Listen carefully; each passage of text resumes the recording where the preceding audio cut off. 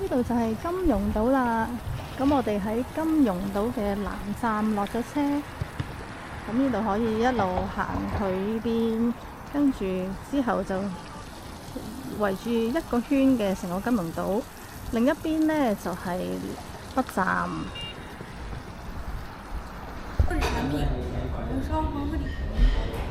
佢都係亞五黃，仲有呢個酥皮胡辣湯，係鄭州嘅風味。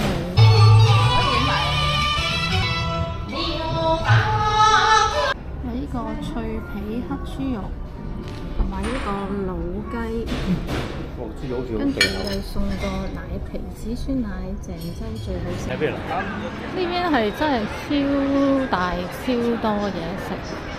同埋而家夜晚9點幾都咁旺咁多人啊！